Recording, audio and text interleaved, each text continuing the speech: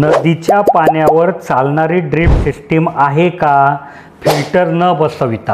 हा प्रश्न खूप शेतकरी दादा विचारतायत, कारण ज्या ज्या शेतकऱ्यांनी ठिबक बसवली आहे त्यांना माहिती आहे की फिल्टर साफ करणं म्हणजे खूप मोठं जिकरीचं काम असतं.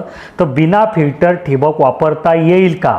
बिलकुल येणार नाही. तुम्ही कोणत्याही कंपनीची ठिबक घ्या, तुम्ही जर बिना फिल्टर ती वापरणार असाल तर तुम्ही कृपया करून ठिबक लावू नका. बिना फिल्टरच काय लावायचं? तर जे प्रीपंच पेप्सी येतं त्याला मी ठिबक म्हणत नाही, हे खूप वेळा सांगितलं आहे. कारण ज्या नळीमधून थेंब थेंब पाणी पडतं ते ठिबक, ज्याच्यातनं चिडकांडी मारतं ते पेप्सी.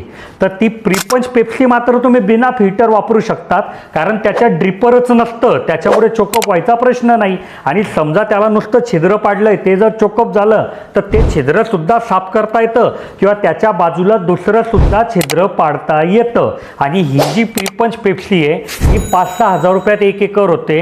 म्हणजे 2-3 वर्ष जरी तुम्ही वापरली आणि नंतर खराब झाली तर फक्त तुम्ही 3-4 हजार रुपयाची नळी बदलवून, त्या पेप्सी बदलवून परत नव्याने ठिबक करता येतं, कारण पाईप वगैरे गोष्टी खराब होत नाही. तर ह्या शेतकरी दादाने जो प्रश्न विचारला होता त्याचं उत्तर मी दिलं आहे. जर तुमच्या मनात काही प्रश्न असेल तर तुम्ही आमच्या इंजिनियरला सकाळी 8 ते संध्याकाळी 6 ह्या नंबरवर कॉल करू शकतात, जे तुमच्या प्रश्नाचं पूर्ण उत्तर देतील. आणि जर तुम्हाला माझ्याकडनंच उत्तर अपेक्षित असेल तर ह्या व्हिडिओच्या कमेंटमध्ये तुमचा प्रश्न विचारा, मी पुढच्या व्हिडिओमध्ये त्याचं उत्तर नक्की देईन.